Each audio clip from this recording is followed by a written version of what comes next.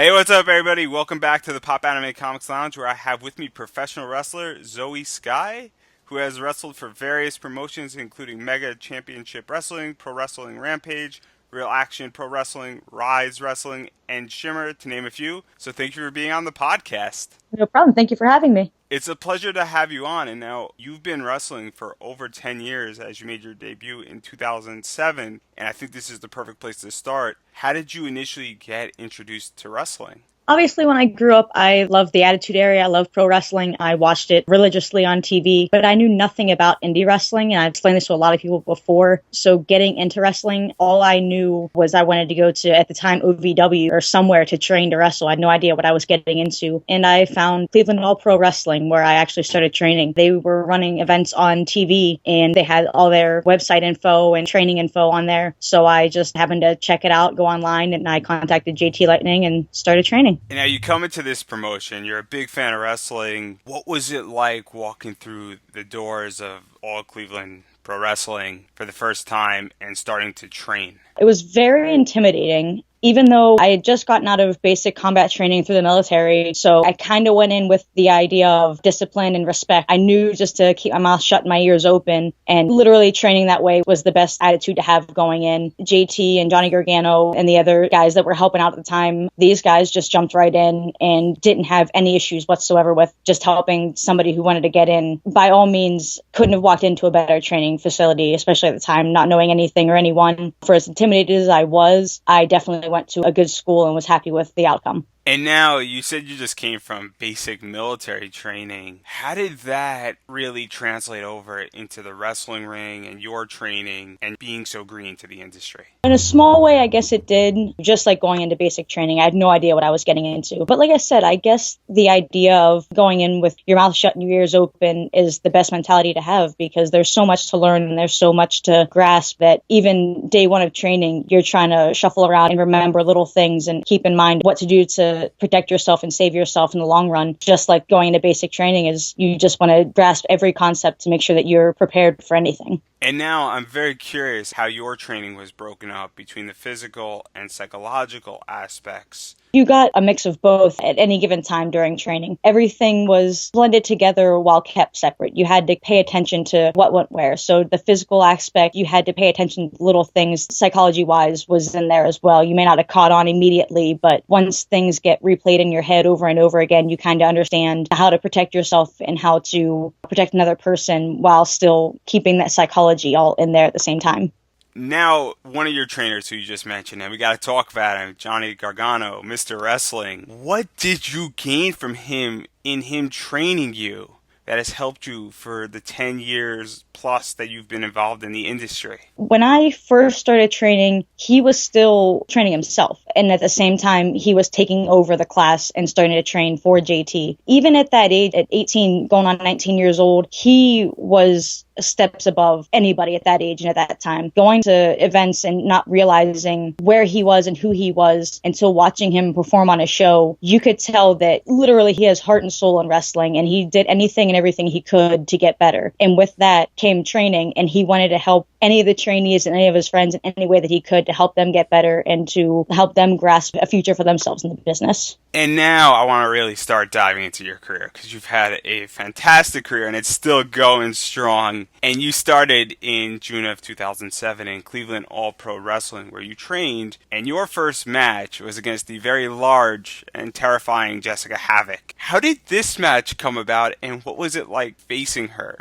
considering your size difference? That was actually not my first match. That was my first match for Cleveland All Pro. But regardless, it was very intimidating. I had never seen or met Jessica Havoc before, and I didn't even realize I was on the show, I believe. I don't think I was told that I was booked for sure. When I got there, I was thrown into a gauntlet match for Jessica. But Jessica then and now has been someone to help me. She was very hands-on and very respectful. And even though that size difference was there, she knew how to make me look like $1,000,000 in my first handful of matches. That size difference has played on over and over again in the last 10 years of my career, that it's almost a normal thing for me. It's hard for me to find anybody relatively close to my size. So I guess to start with that battle head on very early in my career was just helping things unfold and prepare me for the future.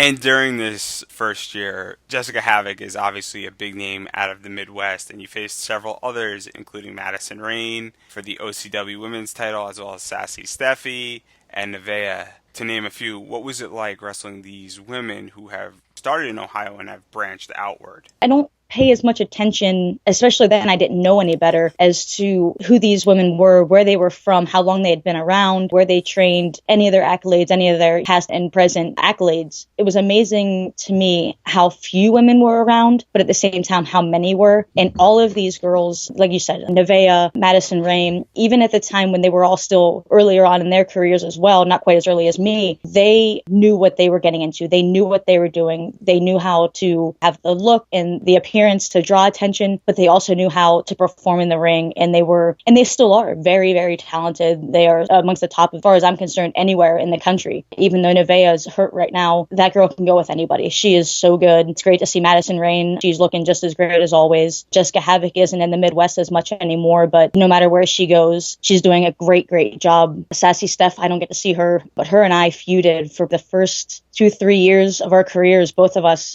we probably saw each other at least 3 times a week at various events and various shows, and we just constantly just battling each other all the time. It was great to actually be able to say we got to step in the ring with a Nevaeh or Madison Rayne, because it was always the two of us constantly. And now I want to talk about that, but I want to touch on something that's a little bit more fun before we dive into that heated, fiery, redhead rivalry, and that's your miniature rivalry with Sean Blaze. There was a few matches, then you had 2 matches that were quite interesting. One where it was your hair versus wearing a dress, and then there was the loser wears a dress match. How did both of those matches come about? I don't even know. At this point, him and I have been in so many battles. It's been ridiculous. But he and I both started at Pro Wrestling Rampage at their first event. We both started out, they contacted both of us, and it just so happened that at the time, Sassy Steph wasn't working those shows, but her and I were the only 2 women at the time to really go in and out there. So, of course, I was wrestling guys here and there, so they threw me in the ring with Sean Blaze, and the crowd was intrigued by the match the entire time. It didn't matter what happened or who was doing what. They just wanted to see he beat the hell out of Sean Blaze. So the promoters liked it, and things kept going from there. And of course, the fans wanted to see some kind of awe and embarrassment one way or another. I think he may have challenged me to if I lost to cut my hair. So then it turned into, fine, but if you lose, you have to wear a dress. And of course, he lost.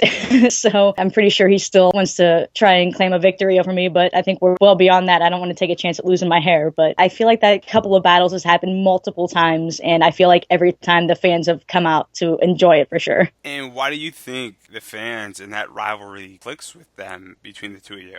I think they enjoyed being able to see something different. That one particular one was in Pro Wrestling Rampage, where they had this group of very talented guys, and they had this one little girl, and eventually Sassy Steph came in as well, but they wanted to see what I could do. Even though I was still very young at the time and very young in my career, they still were behind me, which I've been lucky with. I think 9 years they've been running their promotion, they are still behind me. And I think that when they see that guy-girl mentality where no matter what the outcome is, they still believe that there's a chance that I'm going to be able to win. And when they see me win, it brings them to believe in me and be happy for me even more. So if I keep myself invested in them, so they keep themselves invested in me. And now I want to talk about the fiery redhead rivalry with Sassy Steph, because she is a fantastic wrestler. So how did it start between the two of you? We've had so many battles throughout Ohio, Pennsylvania. I think it's gone down to Tennessee. We've traveled all over. It just so happened initially that we were both from the Ohio area, Northeast Ohio, Central Ohio, so we weren't very far. And of course, we were both still young. And as soon as people realized that there were not just one, but 2 females in the area, they wanted to book us both constantly. While we still had Madison Rayne, we still had Nevaeh, they were much further away. And Jessica Havoc was making a name for herself and traveling everywhere at the time, so she wasn't nearly as available as we were. And once it happened 1 or 2 places, it just kept snowballing from there. And we were to the point where we were wrestling pretty much at least one time every weekend. And a lot of times we were booked 3-4 shows per weekend. So to be constantly in that battle, it began to get tiresome because it was just, we get to beat each other up again. Great. We were to the point where we weren't sure if we were going to be able to get better just wrestling each other. We needed to branch out and make a name for ourselves elsewhere. But while we were doing this feud, we were in a last woman standing match. I believe we were in no disqualification matches and no holds barred matches, all kinds of stuff. But both of us started careers at the same time, helping each other out.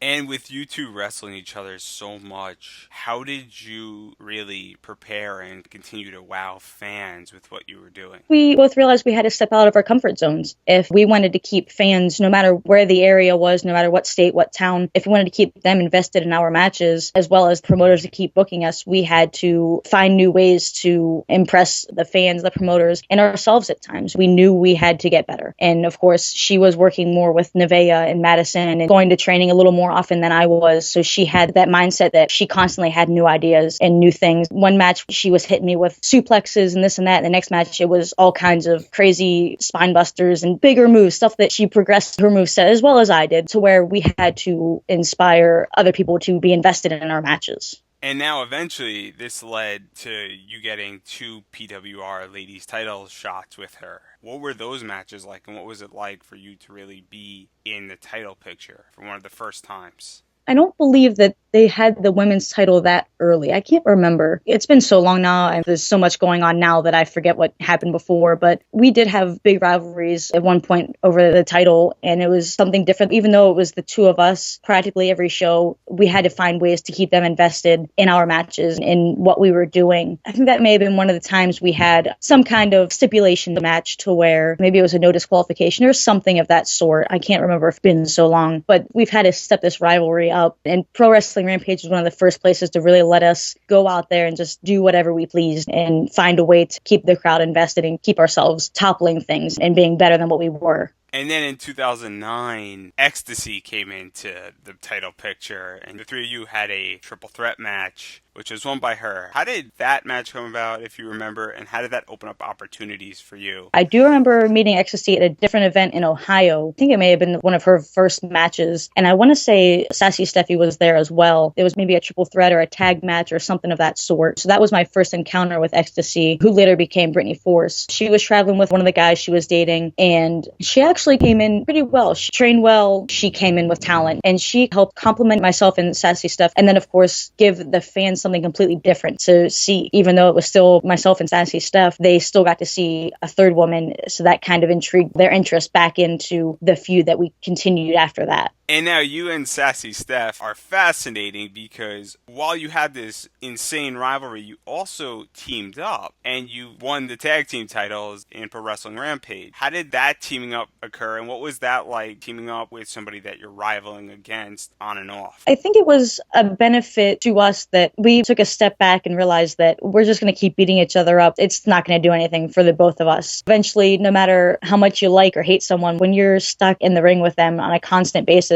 you get a good feel for who they are and what they can do. So it only made sense for her and I to start tagging. In a way, complemented each other because we knew each other's style at that point so well because we had constantly been in the ring before. It just so happened that once we started tagging again, there weren't very many females, so they gave us a chance at wrestling with the guys and winning the tag titles. And in your opinion, how does tag team wrestling differ than singles wrestling? Significantly. Obviously, there's more bodies in the ring. While considered easier to most wrestlers, it's more difficult. You have to be able to pay more attention to referee counts and where the other person is on the other team, as well as your partner. You have to keep accountability of where each other is and helping each other out. You don't want to go into a tag match thinking for yourself. You'll never win that way. I've grown to really enjoy tag matches when I've had good tag partners. Like with Sassy Steph and I, we complemented each other because we are so used to each other's styles. We could help each other out. There's been a few times here and there where I've had a tag with Sean Blaze, and I am to the point where I knew what he was doing before he even did it. Once you get to know somebody and you start tagging, tag team wrestling is so good. It's very fun to watch as long as it's done right, just as well as singles matches. But there's more opportunity to perform well with more people in the ring, more options and more things that you can do, I guess, so to speak. For me, I don't have a preference on either one, but I enjoy both. As long as I'm tagging with the right person, I don't mind tagging at all. And now there's one match that I want to talk about with these tag teams, which was against Aaron Gibbs and Ethan Price. What was it like wrestling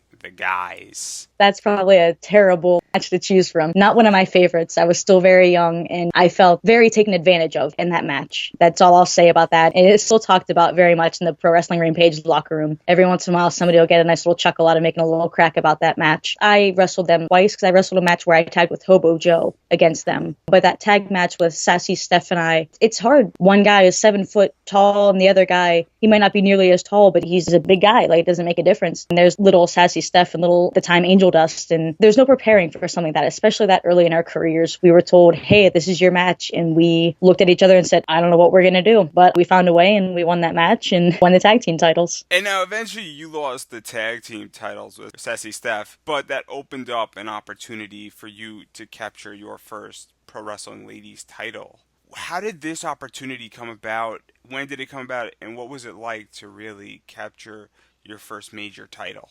I don't fully remember, but I do remember that the time Sassy Steph and I tagging and other promotions invested in us and invested in me in other ways. They must have saw something in me that they decided to put me in that opportunity to get a title match, let alone actually win a title. Being that young in my career, it's still a shock to think that anybody put that much effort into thinking that I was deserving of anything. And even now, I still second guess opportunities that I get, how I deserve them over so many others or how I gain them over so many others. But I feel like I've stayed very humble and very appreciative of anyone or anything. So when those opportunities come, I obviously make the best of them. For Pro Wrestling Rampage and any place else thereafter or before, I always tried to make the best of any situation, no matter the good or the bad. When it comes to title opportunities, however they may come to be, whether it's just, hey, we're going to give you this title match, make the best of it kind of thing, to where like we can see something in her and we want to see her do something more. And whether I get another title chance or whatever the case may be, I feel promoters and the fans can respect and appreciate what I bust my ass for and go ahead and just give me opportunities to stand behind me. And how do you feel when you get this opportunity, and what type of pressures do you deal with being the champion for a promotion? Even as a female holding the women's title, it might not be the promotion's number one main title for these intergender promotions that run guys and girls matches and so forth. Obviously, the opportunity for a title match puts you in a position to where somebody sees something in you, whether that be your talent, your attitude, whatever the case may be. But to go ahead and win a title and to be able to carry that title for a promotion, that makes me feel like they can trust me. They can invest in me like I've invested in them over the years. Pro Wrestling Rampage, I've been wrestling with them going on 9 years now. I think November is their 9-year anniversary, and I just lost their women's title a month ago. I'm getting another title match this weekend. For them to keep me coming back to their events as long as I have means that they support me and they can trust me. So for them to put a title on me as well means that they are fully invested in me and fully trust me to go out there and give the fans everything that they want. And obviously WWE has their Women's Revolution. Do you feel that when you're in an event and you're holding the belt that you're a role model to women to come into professional wrestling, whether it's on the indies or in some other capacity? In some way, yes, especially when it comes to kids. Little girls always come up to me, always wanting hugs and high fives and want to tell me how much I inspire them. And I don't even realize that I do it until these kids come up to me and tell me. And these young teens and these young girls in their 20s, they constantly come up to me and tell me how much they idolize me and so forth. At one time, I was just like them. I was growing up watching something that I loved, looking for somebody to look up to and to invest my time in. And they turn around and tell me how much they love me and they come to the shows to see me and want to talk to me and want my autograph. That just means that I'm giving them what I looked for when I was younger. And that makes me feel happy that I'm able to give back in a way. And now I want to talk about another title, the absolute insane wrestling women's title. How did this all come about? This was going on almost 8 years ago or so now. I don't even know how it came to be. I know at the time, myself, Haley Hatred, I wanted to say Jessica Havoc, those two were more regulars for AIW, and I was just coming around and coming in play. I think Haley Hatred had lost the title to Jefferson Saint, who was doing the Women's Wrestling Champion of the World moniker there, and he had the women's title. I'm not even sure how it came to be. I don't know if somebody just thought it was funny, if somebody just said, hey, there's this local girl, let's give her a chance. But I remember going to AIW and being nervous as could be because I didn't know anybody, with the exception of maybe a handful of the guys. I didn't know anybody. I didn't know this guy that was wrestling. I didn't know anything that was going on. And this feud he and I had, but the feud finished in Falls Count Anywhere, something of that sort. And the fact that I won that title over a guy in a grueling match that we had made me feel I was getting somewhere in the business, even though I was so young. And even though I don't wrestle for AIW as much as I did then, that was one of those places that I always enjoy going. The crowd is always appreciative of anything. They let you know what they like, what they don't like. But at the same time, when they like you and they like what you're doing, they give you everything. Like we give them everything. everything. That match, I have scars. I remember a lot of things from that match, and I actually enjoy going back to find little clips on YouTube to make sure I go back and see. The one thing I don't like was my attire and my hair, but everybody changes over the years, I guess. But that was one of those matches that I definitely grew to like more and more because of the entire premise behind it. At the time, intergender wrestling was not popular at all, and AIW was taking the jump out of the gun for it and wanted to take advantage of it with Haley Hatred. Her feuds with John Thorne were ridiculous. I want to say Jessica Havoc was beating up guys like crazy, and I was still young, so I can't remember everything, but that match with Jefferson Saint was one of those matches that I definitely hold near and dear to my heart. I appreciate having that opportunity. And now you mentioned hair and attire. How important is hair and attire when you go out to go into the square circle? Clearly, it is very important. I look at the difference I've made in the last 10 years. I cringe looking at my own old photos. I've always been a big tomboy. I've always been very standoffish about what I wear and how I'm dressed. I've always hated people judging my appearance. Even when I was in high school, I wore loose t-shirts and baggy pants. I still wear loose t-shirts and guys' basketball shorts to the gym. It's my comfort thing. My first handful of matches, I did not realize how quickly they were going to come into play. I had no time to get gear made. I wrestled in athletic running shorts and an athletic style tank top. I had wrestling shoes, knee pads, and kick pads at the time. Oh no, I don't even think I had kick pads at my first couple matches. But then I realized that, okay, I need to try and find some kind of tights or something. So I wanted to be feminine and wearing shorter shorts and so forth, but I just wasn't comfortable. I started wearing the long mid-length tights and a long t-shirt, like a tank top style shirt. I never did makeup, hated doing makeup. I would brush my hair out and I would just go. That's how I was. My hair is always up. I never wear makeup unless I have to. But now I'm still very terrible at it, but I do makeup, I do my hair, I don't wear the baggy pants and the baggy clothes. I do prefer long tights now, but I don't mind showing my stomach. And I've always had a very negative feel in the way that I looked. And it's actually taken wrestling over the years to really be more comfortable with my appearance and my style. And I've grown to be able to change that style up a little bit. As for the makeup and hair, I'm trying to get better with it, but it's a progression over the years. So here we are. And I want to touch upon that because I think that's actually extremely interesting. How do you really determine your comfort level and how much control do you have over where you feel comfortable and what to wear and do makeup and hair versus a promotion telling you what to do? For the most part, I've never really been told what I had to wear or what not to wear necessarily. Every once in a while, some custom matches would I have to wear something specific, but I've always been able to wear what I wanted. I just tested things. For a while, I even tried to wear trunks at one point, and that was probably the worst decision I ever made. I've wore boots for a couple months, but I run around so much that I tore the soles off the bottom of the shoes, so I'm back to wearing wrestling shoes and kick pads. Nobody's really told me, hey, don't wear that. You should probably wear this or try this. I've had suggestions. Girls are saying this would look good with your body figure or hair and makeup. Try this with your hair, maybe do this with your makeup. You know, little tips and hints kind of thing. But nobody's really told me, hey, don't do that. Don't wear that. You're not allowed to. I've never really had a conflict and any interest in that.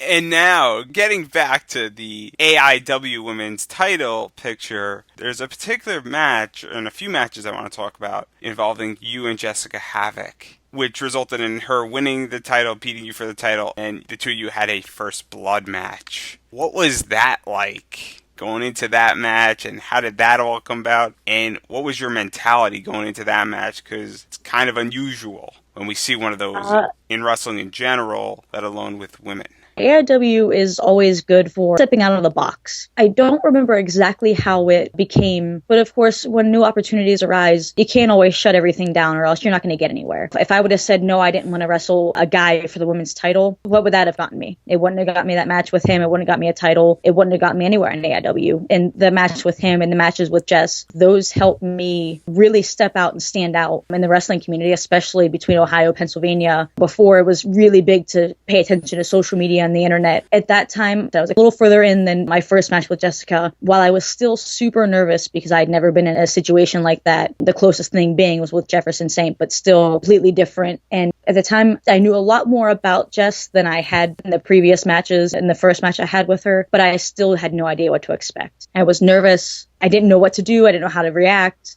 but I knew I wasn't going to turn down that opportunity because I felt like I had something to prove. That crowd, once you give them something small to invest in, they will take the time to give you any and all feedback. That entire match, they were into everything in any match that we had, but that first blood match, we fought around the building, they were into everything that we did. And no matter the outcome, win or lose, which you know the outcome, it was definitely worth taking the risk in that style of a match with that kind of finish, I guess, with the end result being somebody was going to end up a bruised, bloodied mess. It was definitely something that even looking back now, I wish there would have been some things that changed, but I wouldn't have changed that match or that opportunity by any means at all, especially not with Jessica Havoc.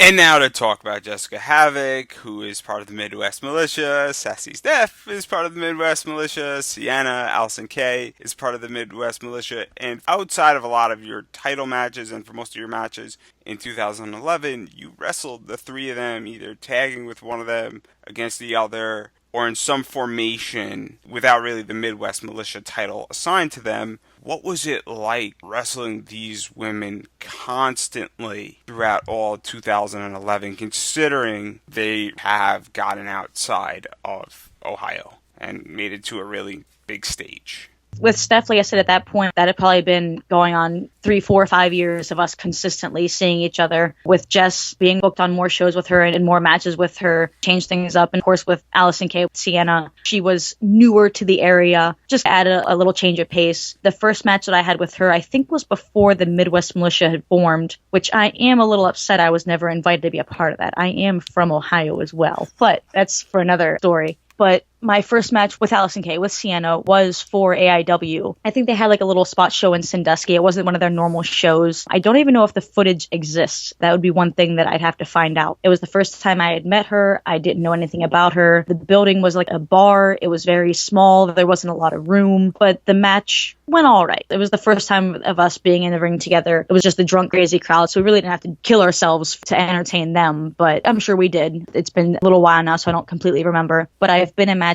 with Jessica and Allison Kay when they tagged together. I've been in a few singles matches with both of them. Obviously, a ton of singles matches, triple threats, and whatever else with Sassy Steph. While it was all repetitious because I've wrestled with that group often enough, it also made a nice little change. Everybody was stepping up their games. Everybody was trying to get better and trying to get more well known and travel outside of that same span of the Ohio, Pennsylvania, Michigan area, that it made me as well to step up my game and want to be better and perform better, whether it was with the three of them or with anybody. I've learned so much from all three of them. Jessica and Sassy Steph, I've wrestled probably 100 times a piece. Maybe not so much with Allison Kay, but even just being in a locker room with her, you can learn from her. You don't have to be in a match with her. All of those girls are so talented. And even now, over the years, they've gotten better and better, which is hard to believe with how good they had gotten back then, how much better they've gotten over the years. Even though it seems like it gets a little tiresome for the four of us to be on shows here and there together fairly constantly, it's nice to be able to have that fan base that realize what's going on, what group of women they have in the area, and what kind of talent they get to see on a regular basis. Even though it's a repetitious thing in a way, they get to see good, talented wrestling. And that's before Women's Revolution even started. And all of us are still here performing on a regular basis or fairly regular basis, that we're still trying to get better and still trying to improve and impress. And now, as much as I love talking about the four of you, I want to focus on something that's a lot more recent, which is you tag teaming with the Bouncer to form #ZombieKillers, which I'm a fan of, killing zombies. So how did this team form up? We were running events out in a little bar on Tuesday nights for the longest time. I can't even give you dates. The bar flooded and we had to move to a new area. So they started running events. At the time, it was Real Action Wrestling. It was Raw. When it moved to Youngstown, it turned into Real Action Pro Wrestling. And Bouncer and I have always gotten along. We had a little faction called The Family, him, I, and at some point there may have been like 6 people in the group. At all given times, there were at least 4 of us. And we've always had the same mentality when it came to wrestling. We wanted to impress the crowd, but we wanted to make every match the best match we could. I think we just started tagging at a couple of events because there were no tag teams. And I think we needed a tag team, and he and I were there. So we started tagging and we kept it going. I think it was his suggestion to be #ZombieKillers, and I was fine with it. I said, let's go with it. We got somewhat matching gear and did some fun stuff, and we tagged for a couple of years.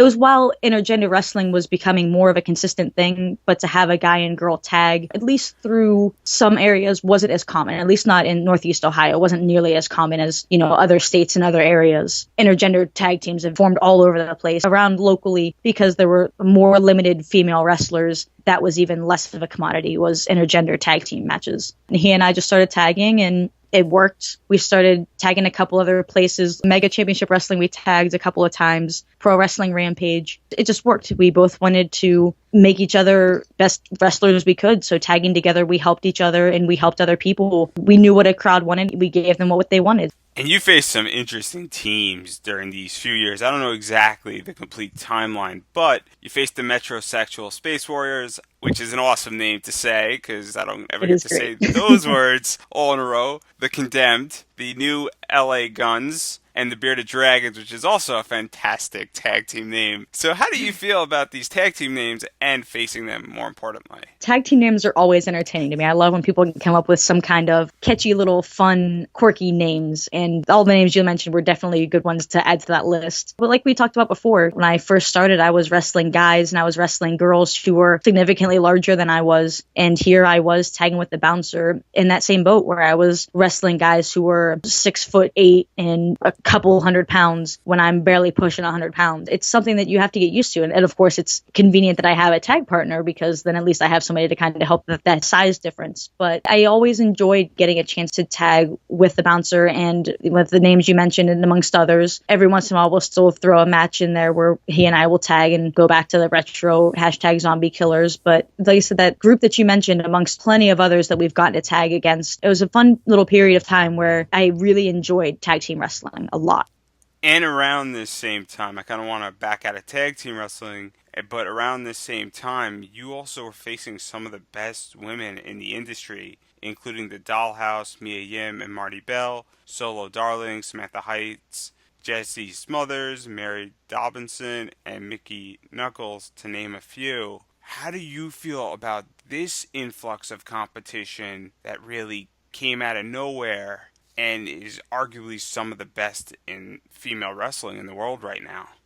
I couldn't be more happy with being able to get the opportunity to work with those girls. All of them that you've mentioned are either someplace big where the Dollhouse with TNA, with Crazy Mary Dobson now in NXT, Samantha Heights is going places. That girl is so good. While I'm super happy to have those opportunities, there are times where I feel either A, I'm not ready for them, I don't deserve to wrestle with girls who've been around because of where I've been, but at the same time, I want to wrestle girls like that, and I feel like I do deserve those opportunities. I've wrestled Crazy Mary Dobson very early in her career, and actually I was her second to last match before she left for NXT, and she grew leaps and bounds better anytime I saw her. She just got so much better. Mia Yim, I've had very limited interaction. I've had a triple threat match with her, first into my career, first into hers as well. And from that match to wrestling with her in a tag match about 3 years ago or so, again, leaps and bounds better. She has such a good attitude. She deserves to go so many places. I'm glad she got to be in the Mae Young Classic. Same thing with Marty Bell. I love Marty Bell. I don't care how much she wants to kick me in the face. I always appreciate what she does in the ring. That list of girls you gave was a very good list. And of course, you can include Jessica Havoc. You can include Sassy Steph. She doesn't get as much notability that she deserves. And of course, Allison Kay. All of those girls have grown over the years. And I got to see a lot of them grow. They either came in just before or just after I did, or since then, and they've gotten so much better. There's still a good little list of girls who I'd love to get an opportunity to step in the ring with, but that list in itself, all those girls deserve to be top names on any promotion going anywhere in this country, in this world at this point.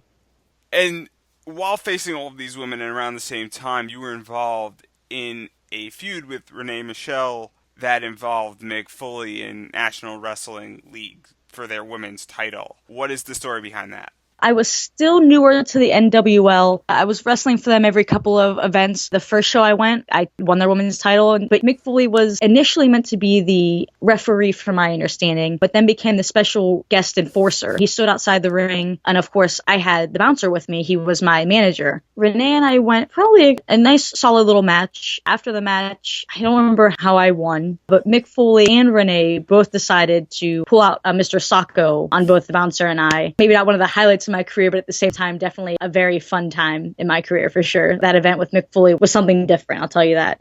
Another title, and I'm confused on this one. So maybe you can clarify it for me. Is the Mega Fighting Spirit title involving you and Jocelyn Navarro and Kelly Klein, how that all played out? Because that's a very confusing entity, and they followed me on Twitter, so I'm obligated to cover it.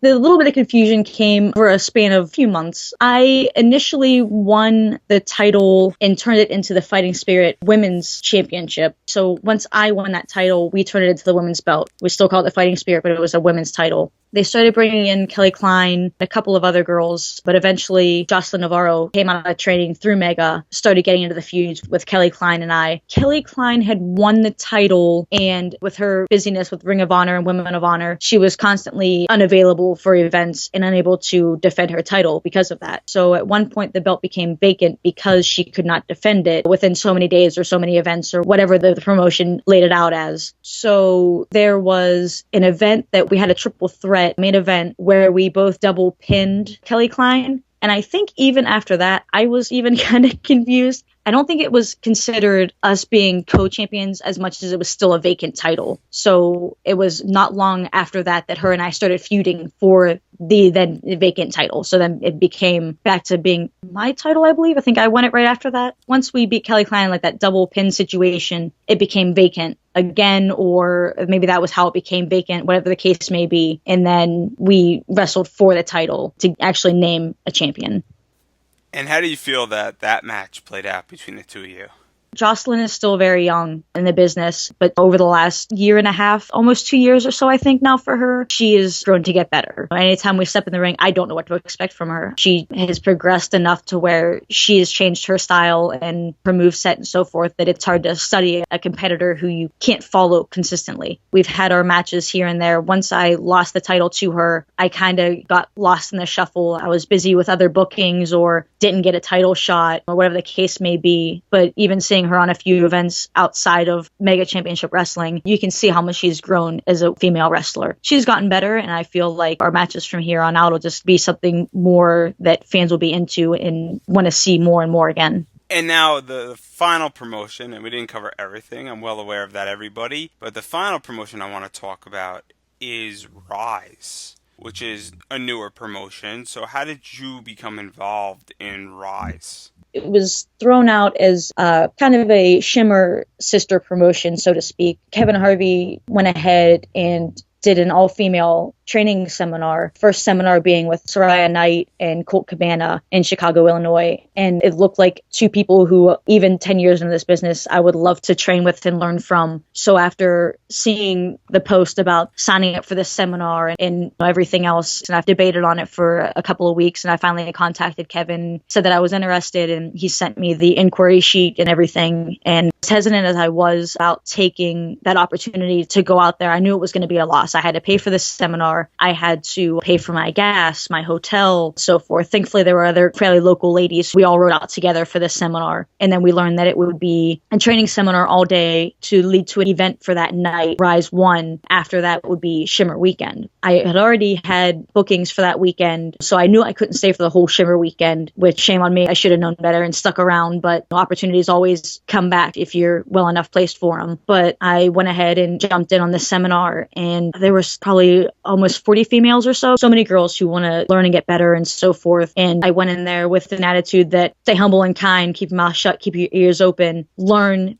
but impress. While Kevin kind of knew a little bit about me, and so did Dave Prazak, I knew that even though they may have heard of me or known me just a little bit, I still had something to prove to get booked onto that show and to possibly get booked for Shimmer. Kevin came up to me partway during the seminar and said that he was interested in using me for the show that evening, gave me the idea of what was going to happen, how many girls he had booked, and that I would be on the card. We finished up the seminar. I was told that I was third or fourth match, I think maybe fourth match on the show, wrestling Araya Blake, a girl who I had never met, but just by seeing her in this seminar while she was young and still new to the business, she had a good head on her shoulders and she was trained well and she had a good attitude. We had a short match. I beat her. And then with that, I was put into what would be the main event for the show. They called it a little tournament. They kept a little secret from all the girls the entire night that there would be a Phoenix of Rise championship. They announced right before the main event. So this little tournament that they had, the first 4 matches, the winner of the first 4 matches went on to the main event, which included myself, Kate Carney, Delilah Doom, and then Britt Baker. But then the 4 of us were put into a fatal 4-way match for the first ever Phoenix of Rise title, which I won, which I'm very grateful, and was definitely, while a shock, was even after 10 years,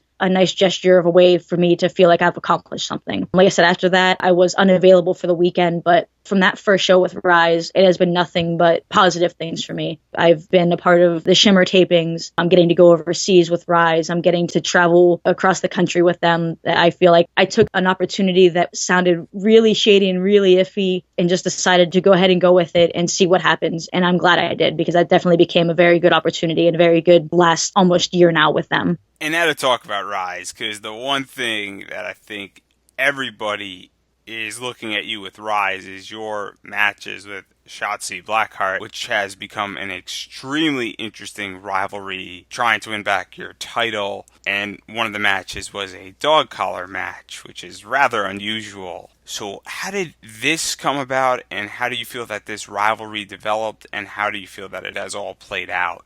Initially, there was interest on taking the title as a Rise on the road, where it would be a traveling defending champion. So I would defend this Rise title for potentially other promotions with interest with other females. And with it, I think the first match, the rivalry came to AIW for one of their Girls Night Out shows. I don't remember which number, but it was fairly recently. It was back in March of this year, where Shotzi and I had our first match. The crowd wasn't used to my style, so to speak, my attitude and my agenda, but Shotzi won the title from that match. And at that point, I wanted to get it back. We went ahead and had this little rivalry just about everywhere except for Rise until that dog collar match. We wrestled in Pennsylvania at another show where she retained the title over me. And then back in Berwyn, I had another show in there, and then the dog collar match. And that was one of those matches I'd never obviously been a part of. I didn't know what to expect. And when it was brought up, it would be a stipulation match. The stipulation was kept a secret until less than a month out from the event, I believe. And once it was found out, it was kind of like, okay, how do I prepare for this? There's no real way to prepare for a match you've never been a part of before. You do your research on YouTube and so forth, and you find some matches to look into. And it's one of those things, no matter what you watch or what you think you can expect, once you get in the ring, you don't expect that. You have this heavy chain connected at you by your throat. It's inconvenient. It's in the way. It's just sitting there hanging. I'm pretty sure I had bruises up my legs and my arms. I didn't do anything besides try and wrap the chain out of the way. So the chain just bruised me up without even being hit by it, just by it swinging and being in the way. But that match, I feel like it gave Rise and the fans there a chance to see something different that they didn't expect. Shotzi is still fairly young in the business, has been around not too long, but all she does is train. She wants to get better, and she's been booked consistently since the first Rise event back in November of last year. And regardless of having that title or not, she goes out there to win and impress, and she does a pretty good job at that. Not to say that,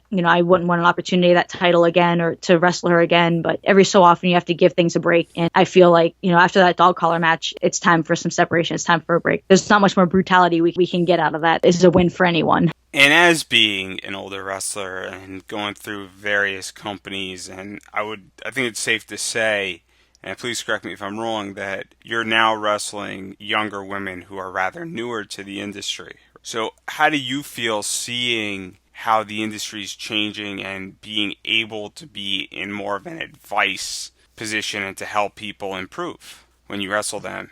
I see how Sarah Del Rey felt when she first wrestled me at AIW. If I could be anything like she was, to keep so level-headed and to be able to still make a good match out of something that wasn't that good. If I could do what she did, then I feel like I've accomplished something. Even though I've been wrestling for 10 years, it's not that I don't like giving advice, but I don't always feel like I'm obligated to. I feel like if I give advice, I have to be 100% right. And I don't want to tell these girls something that they may take back, that they may turn into something that isn't necessarily right. I don't want to tell them, hey, you should probably do your hair and makeup different, when I don't do that. I don't want to feel like I'm telling them something that they can't learn from. I can tell them from previous experiences. Hey, this is what I did. Here's why it didn't work. Take it as you will, whether you want to try something different to help yourself or whatever the case may be. I still look to learn from everybody. Everybody trains different. Everybody learns something different. You can learn from anybody. There's girls who've been in business a year or 2 years. I do this and this. My trainer taught me how to do this. It's been a while since I've been in training. I didn't think of that. Now I'm learning something new. That's why I still do these Rise seminars. It's not just because I want to be booked on the Rise event or I want to be booked on Shimmer. I want to learn. I want to grow. The outcome of being on Rise and Shimmer is just a bonus to it. Learning from names like Soraya Knight and to learn from Colt Cabana, from Michael Elgin and Medusa. And I sat in an airport and learned so much from Mercedes Martinez. I'm so excited to be a part of this seminar, and I hope that I have the time to be able to jump in and learn as well. I still learn from all these people. So what I learn from them, I like to pass down. The advice that I give is just, here's what worked for me. Here's what I suggest. Take it as you will. I don't feel like I've been around long enough to tell everybody, hey, you should do this and you shouldn't do this, unless I know it's something completely wrong that they just weren't sure about. And then, obviously, we spoke for a while. We went through a lot of your career. We spoke about a lot of your rivalries. I think we just touched upon it. But what advice do you have for people who want to get involved in the wrestling industry? If you really want to train, you really want to be a professional wrestler, by all means, do what your heart desires, but find a true, honest professional wrestling school. Go someplace and train, and don't stop training. That's one thing that I've gotten bad with over the years is I slacked a lot on going to training on a regular basis. I'll hit up a school here, a school there, a seminar, but I didn't stay training as often as I should and still should. But be professional. Don't go and say, hey, I want to go do this and think that you can do it with an arrogant head. Try and be in some kind of shape. Put the effort into it. Think about what you see for these guys and girls on TV. The look isn't just to be strong and muscular. Over the years, I feel better now because I work out and take care of my body than I did 5 and 8 and 10 years ago. So take the time to invest in yourself. Train in the gym and work out hard. Go find a good school where you can train and you can work out and you can learn. And don't be afraid once you graduate from your initial school to go on to other schools and learn from other people. Everybody trains different. Everybody has a different mindset on what they can teach and what they can provide for the wrestling community. If you're going to do it the proper way. And of course, once you're in, get professional gear, look the part, find something that makes you different, makes you stand out. If you're going to break in, find a good school to train. Ask around. Anybody can give you a good school to train in, whether it's local, whether you have to move, or whatever the case may be. There's places everywhere that are good and reliable. Find a good place and go there. And finally, do you have anything you would like to promote? Facebook, Twitter, wrestling shows that you're going to be on the next week or two? Or in the future, gear, merchandise, any of that? I actually just got new gear, so I'm excited to put that out. I have Facebook, Instagram, Zoey Skye Official. My Twitter is Zoey Skye Pro.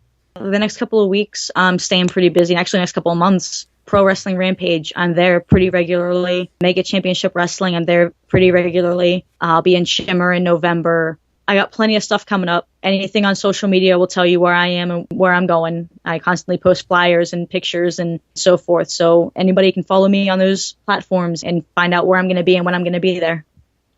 As always, thank you for listening to this week's episode of the podcast. And we can be found on iTunes, SoundCloud, and Stitcher Radio, and anywhere else where you listen to your podcasts. And we do have a sponsor this week bringing you this week's episode, Audible, the best service to listen to your books on the go. I personally recommend JR's new book, Slobberknocker, My Life in Wrestling. I'm about halfway through the book. I am loving it. It is a wonderful story. He's going all throughout his career in wrestling. You gotta read it. And you can do that for free with my link in the description. It allows you to sign up for Audible for 30 days, free trial, no money down, as well as you get to pick a free book. Again, JR's book is my book for this week. And if that's not your cup of tea, I completely understand. I also recommend you checking out my website, Popanimecomics.com, for articles relating to anime and comics. New articles are going up each and every week, so definitely check it out. As well as you can follow us on the bird. And no, I am not giving you the finger. I am talking about Twitter.